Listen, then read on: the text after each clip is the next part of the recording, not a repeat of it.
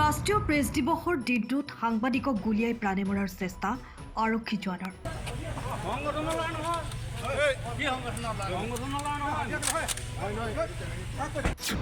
নাজিৰা আৰক্ষী থানাৰ উপ পৰিদৰ্শক অনামিকা বুঢ়াগোহাঁই জ্যেষ্ঠ সাংবাদিকক আঙুলি টোৱাই অভদ্ৰ আচৰণ।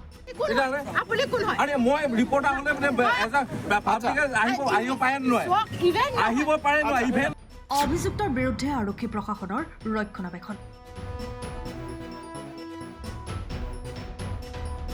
নাজিৰাত পুনৰ আৰম্ভ সাংবাদিক দল সংগঠনৰ কলা বেজ পৰিধান কৰি প্ৰতিবাদ।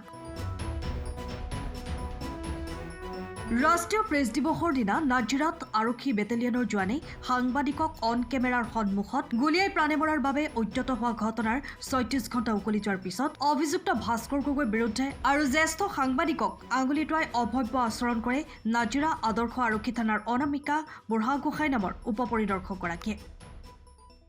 অভিযুক্তক ৰক্ষণাবেক্ষণ দিয়াৰ লগতে সাংবাদিকৰ ওপৰত আতিশায্য চলোৱাৰ প্ৰতিবাদত উচিত ন্যায় বিচাৰি দিনৰ ১২ বজাৰ পাছত প্ৰতিবাদৰ সিদ্ধান্ত গ্ৰহণ কৰে নাজিৰাৰ সাংবাদিকসকলে। নাজিৰা নগৰৰ মাজমজিয়াত সাংবাদিকসকলে কলা বেজ লগাই প্ৰতিবাদী কাৰ্যসূচী ৰূপায়ণ কৰে। অসম জাতীয়তাবাদী যুৱ ছাত্ৰ পৰিষদ, সদৌ অসম ছাত্ৰ সন্থা, বীৰ লাচিত সেনা, সদৌ টাই আহোম ছাত্ৰ সন্থা, সদৌ টাই আহোম যুৱ পৰিষদ, অনুসূচিত জাতি যুৱ ছাত্ৰ পৰিষদ আদিকে ধৰি নাজিৰাৰ সমূহ দল সংগঠন আৰু সমূহ সংবাদকৰ্মীয়ে ঐক্যবদ্ধভাৱে এই প্ৰতিবাদ কাৰ্যসূচীত অংশগ্ৰহণ কৰে। গণতন্ত্ৰৰ চতুৰ্থ স্তম্ভ সাংবাদিকৰ এতিয়া নিৰাপত্তা নাই, যিহেতু নিৰাপত্তাহীনতাত ভুগিছে সাংবাদিকসকলে। আজি যিটো দিনত ৰাষ্ট্ৰীয় প্ৰেছ দিৱসৰ দিনা যি দিনটোত সাংবাদিকৰ দিন হিচাপে গণ্য কৰে সকলোৱে, সেই দিনটোতে আৰক্ষী প্ৰশাসনে যি তেওঁলোকৰ বৰ্বৰতা দেখুৱালে সাংবাদিকৰ ওপৰত, ONGCৰ আৱাসিক এলেকালৈ যাবলৈ দুজন সাংবাদিকে যেতিয়া চেষ্টা কৰিছিলে বা তেওঁলোক তালৈ প্ৰৱেশত তেওঁলোকৰ ২৫ নম্বৰ বেটেলিয়নে বাধা দিয়াৰ পাছতেই উত্তপ্ত হৈ পৰিছিল ONGCৰ আৱাসিক এলেকাৰ সন্মুখভাগ। আৰু তেতিয়াই যি নাজিৰা থানাৰ আৰক্ষী আহি তাত সাংবাদিকক বাধা প্ৰদান কৰাৰ লগতে তেওঁলোকে বৰ্বৰতা প্ৰদৰ্শন কৰা পৰিলক্ষিত হ'ল, যাৰ ফলত এতিয়া সাংবাদিকসকল নিৰাপত্তাত ভুগি তেওঁলোকৰ ন্যায় বিচাৰি তেওঁলোকে আৰক্ষীৰ কাষ চাপিছিল। আৰু প্ৰতিবাদ আজি তাৰ পৰিপ্ৰেক্ষিততে এই নাজিৰাৰ মাজমজিয়াত আজি প্ৰতিবাদ সাব্যস্ত কৰিবলগীয়া হৈছে।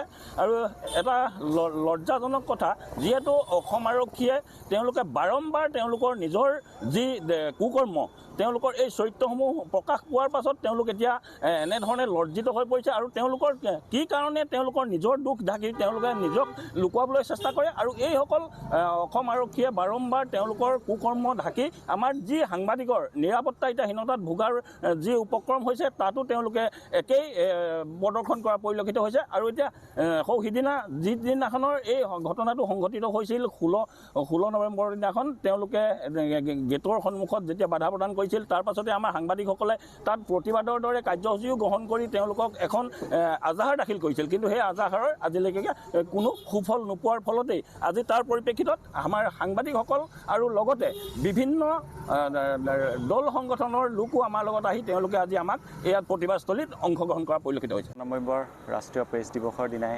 নাজিৰাত সাংবাদিকৰ ওপৰত ONGC আৱাসিক কলনী নাজিৰাৰ সন্মুখত যি ONGCৰ নিৰাপত্তাৰ লগত জড়িত জোৱানসকলে যি অসভ্য আচৰণ কৰিলে, এই আচৰণক আমি তীব্ৰ ভাষাৰে গৰিহণা দিছোঁ।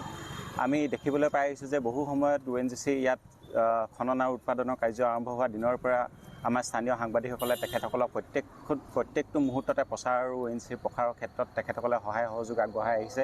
কিন্তু তাৰ পৰিপ্ৰেক্ষিতত ONGC কৰ্তৃপক্ষৰ স্থানীয় সাংবাদিকসকলৰ ওপৰত যি বিদ্বেষমূলক মনোভাৱ বুলি পুহি ৰাখিছে বুলি আমি আজি ক'ব লাগিব। যিহেতুকে ৰাষ্ট্ৰীয় প্ৰেছ দিৱসৰ দিনাই নাজিৰাৰ ONGC কলনীৰ সোমাব বিচৰা সাংবাদিকক তেখেতসকলৰ নিৰাপত্তাৰক্ষীয়ে দুৰ্ব্যৱহাৰ কৰিছে, বন্দুক কাষ কৰি লৈছে, তেখেতসকলক গুলিয়াই হত্যাৰ ভাবুকি দিছে।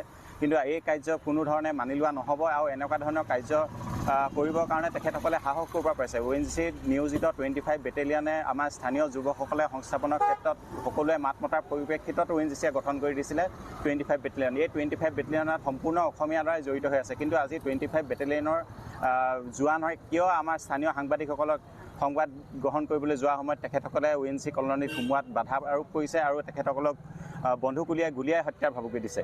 এই ক্ষেত্ৰত সেইদিনা 16 নৱেম্বৰৰ দিনা স্থানীয় সাংবাদিকসকলৰ লগতে সমূহ দল সংগঠনে সন্ধিয়া ONGC গেটৰ সন্মুখত প্ৰতিবাদ কৰিছিলে। সেই প্ৰতিবাদৰ পৰিপ্ৰেক্ষিতত যিজন অভিযুক্ত জোৱান আছিলে ভাস্কৰ গগৈ, তেখেতৰ ওপৰত এখন এজাহাৰ দিয়া হৈছিলে আৰু আমাৰ স্থানীয় প্ৰশাসন আৰু নিৰাপত্তাৰক্ষী আৰু ONGCয়ে সেই ভাস্কৰ গগৈক আচলতে তেখেতসকলে আমাক আভুৱা ভাবিবৰ কাৰণে বুলিয়ে কৈছোঁ, আভুৱা ভাবিবৰ কাৰণে তেখেতক গ্ৰেপ্তাৰ কৰা এখন নাটক সৃষ্টি কৰিলে। কিন্তু তেখেতসকলে এই এজাহাৰখনৰ যিজন ভাস্কৰ গগৈ প্ৰকৃত দোষী আছিলে তেখেতক কোনো ধৰণৰ শাস্তি প্ৰদান নকৰাকৈ থানালৈ নি মাত্ৰ সাংবাদিকক কেমেৰাত এটা ফুটেজ দিবৰ কাৰণে তেখেতসকলে মানে চেষ্টা কৰি এটা নাটক সৃষ্টি কৰি তেখেতসকলে থানাত নি মানুহজনক এৰি দিলে। কিন্তু আজিলৈকে সেই এজাহাৰখনৰ ভিত্তিত ভাস্কৰ গগৈৰ ওপৰত কি বিহিত ব্যৱস্থা হ'ব, তেখেতৰ এই ঘটনাটোৰ ওপৰত উচিত তদন্ত কৰা আমি দেখিবলৈ পোৱা নগ'ল। আৰু সেই গতিকে আজি নাজিৰা নগৰৰ মাজমজিয়াত আজি ইয়াৰ স্থানীয় সাংবাদিকসকলে আৰু স্থানীয় দল সংগঠনসমূহে প্ৰতিবাদী কাৰ্যসূচী হাতত লৈছোঁ, যাতে আগন্তুক দিনত অতি সোনকালে এই ভাস্কৰ গগৈক কৰায়ত্ব কৰি দৃষ্টান্তমূলক শাস্তি দিব লাগে। আৰু এই ক্ষেত্ৰত ONGC প্ৰশাসন আৰু স্থানীয় আমাৰ নাজিৰা প্ৰশাসনে সম্পূৰ্ণ গুৰুত্ব দিবলৈ আমি আহ্বান জনাইছোঁ।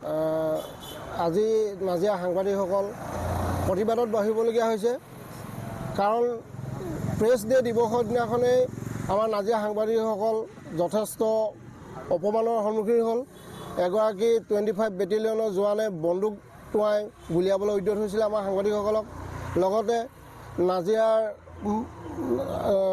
থানাৰ এগৰাকী উপ পৰিদৰ্শক অনামিকা বুঢ়াগোহাঁই নামৰ এগৰাকীও আমাৰ জ্যেষ্ঠ সাংবাদিকজনক কিয় আহিছে, কেলৈ আহিছে, আমি প্ৰতিবাদ কৰিবৰ সময়ত তেওঁ যিভাৱে আঙুলিটো এটা উচ্চবাচ্য কৰিছিল, এই দুইটা ঘটনাই আমি উচিত তদন্তৰ বাবে বা এজাহাৰ দাখিল কৰিছিলোঁ আৰক্ষী থানাত। কিন্তু সেই এজাহাৰ ভিত্তিত এতিয়া 36 ঘণ্টা পাৰ হৈ গ'ল, কিন্তু কোনো ব্যৱস্থা তেওঁলোকে গ্ৰহণ কৰা নাই। ইপিনে অসমৰ মুখ্যমন্ত্ৰীয়ে কয় যে আৰক্ষী সংযত হওক, কথা কওঁতে বা ব্যৱহাৰ পাতি সংযত হ'বলৈ কৈছে, কিন্তু নাজিৰাত তাৰ ওলোটা প্ৰতিচ্ছবি দেখিবলৈ পাইছোঁ। আৰু এই ওলোটা প্ৰতিচ্ছবি আমি প্ৰতিবাদ কৰি তেওঁলোকৰ যি দুজন দোষী ব্যক্তি আৰক্ষী বিষয়া তেওঁলোকক আমি মানে নিলম্বিত বা তেনেকৈ উচিত ব্যৱস্থা গ্ৰহণ কৰিবলৈ আমি দাবী জনাইছিলোঁ। কিন্তু তৎসত্ত্বেও 36 ঘণ্টাৰ পিছতো আমাক কোনো ব্যৱস্থা তেওঁলোকে গ্ৰহণ কৰা নাই। আৰু সাংবাদিকসকল গণতন্ত্ৰৰ চতুৰ্থ স্তম্ভ সাংবাদিকসকলক অপমান কৰা নিচিনা হৈছে।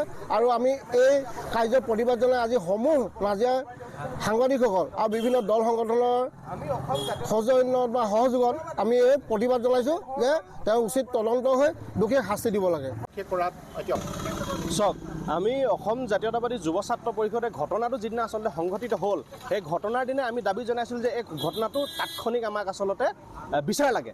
কিন্তু ডাঙৰ কথাটো হ'ল তেওঁলোকে এটা কথা জনাৰ প্ৰয়োজনীয়তা আছিলে, যিজন আৰক্ষীজনে গোটেই ঘটনাটো সংঘটিত কৰিলে, যে তেওঁ যিটো বিভাগত আজি কাম কৰিছে, যিটো 25 APBN, সেইটো আচলতে জনসাধাৰণ বিভিন্ন দল সংগঠনৰ প্ৰতিবাদৰ স্বাৰ্থত গঠিত হোৱা এটা বিভাগ। তো তাৰপিছতো তেওঁ এই কথাখিনিতো কোনো ধৰণৰ তেওঁ গুৰুত্ব এটা বুজি নাপালে।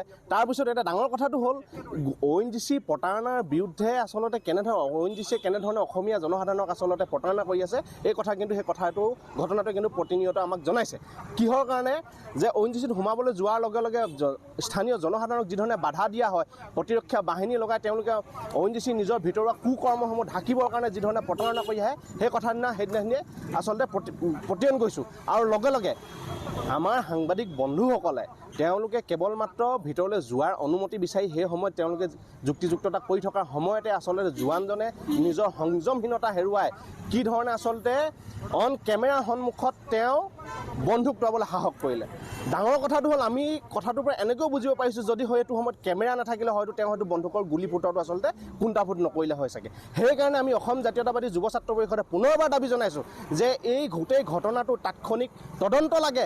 আৰু এটা কথা আমি ক'ব বিচাৰিছোঁ যে জোৱানজনৰ বিৰুদ্ধে প্ৰতিবাদ সাব্যস্ত কৰাৰ ঠিক মুহূৰ্ততে তেওঁক ৰক্ষণাবেক্ষণ দিবৰ কাৰণে কেইজনমান উচ্চপদস্থ বিষয়াই কিন্তু আমাৰ সাংবাদিক বন্ধুসকলকো সেই সময়ত কিন্তু আমি নিজৰ চকুৰে দেখা পাইছিলোঁ যে আমাৰ সাংবাদিক বন্ধুসকলক তেওঁলোকে ব্যভিচাৰ চলাইছে, বিভিন্ন যুক্তিযুক্তৰে তেওঁলোকক মানে অত্যাচাৰ কৰিছিল। এতিয়া কথাটো হ'ল ইমানখিনি পৰ্যায় হৈ যোৱাৰ পিছতো এজন আৰক্ষী জোৱানে জনসাধাৰণৰ সুৰক্ষাৰ কাৰণে নিয়োজিত এজন আৰক্ষী জোৱানে নিজৰ সংযম যিহেতু নাই, সংযম নথকা আৰক্ষী জোৱানজনক সুৰক্ষা দিবৰ কাৰণে কিন্তু তেওঁ ঊৰ্ধ্বতম কৰ্তৃপক্ষই চেষ্টা কৰিছে।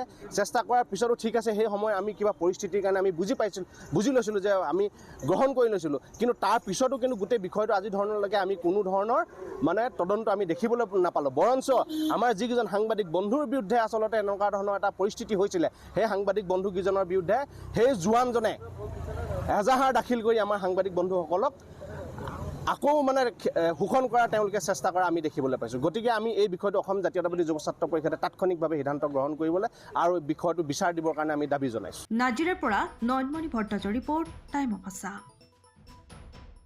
সময়ৰ খবৰ সময়ত পাবলৈ ফ'ল' কৰক টাইম অফ আছাম।